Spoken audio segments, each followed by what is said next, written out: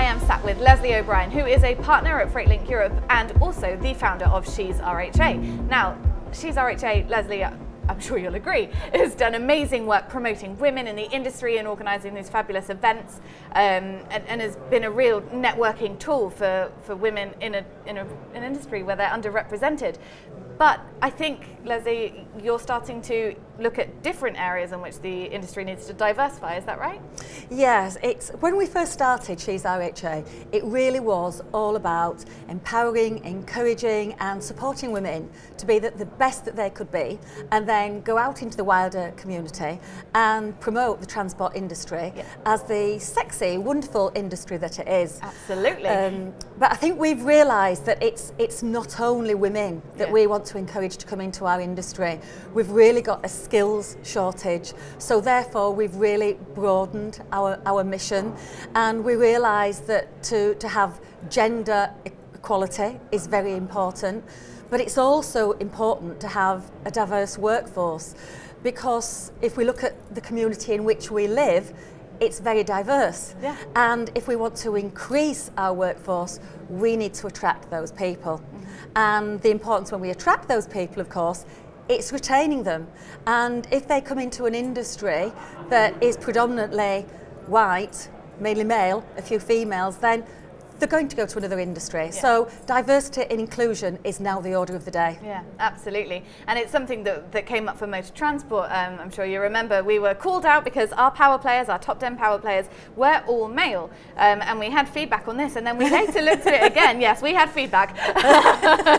But we looked at it again and we realised that they were only white men. And so that was when we took a look at ourselves and said, we've noticed there aren't women on here, but also we need to be looking at, like you say, diversifying even further. So such an interesting and important topic. So how are you going to do things differently and going forward? Well, part of my talk has been, what can we do? Yeah. And people just don't know what to do. And the first thing is to get buy-in from the top, because unless you get buy-in from the CEOs, the board of directors and your general management, then nothing is going to change.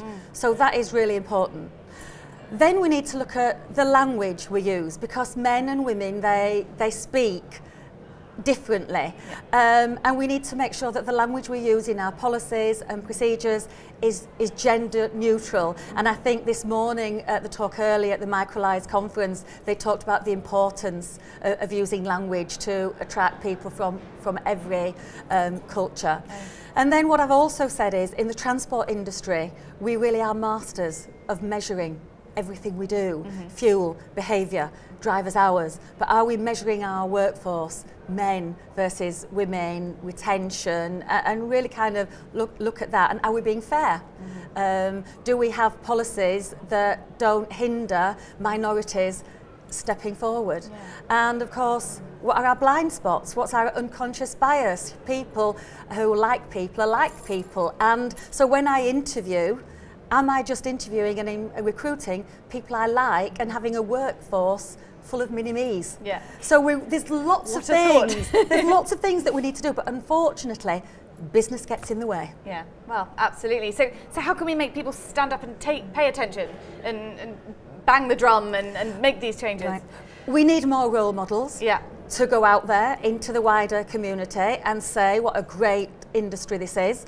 Role models that are not only male, are not only female, are black, white, every single race, every different culture.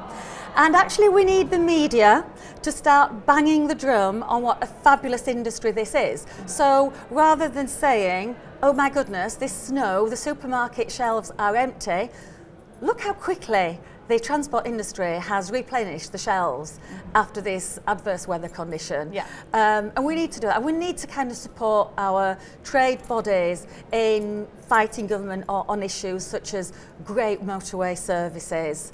And I'm kind of real key one on really fighting out the rogues of our industry, because if we have a clean, safe industry, that is going to attract people as well. Absolutely. Well, that's amazing food for thought, Lesley. Thank you so much, and thanks for being here today. You're very welcome.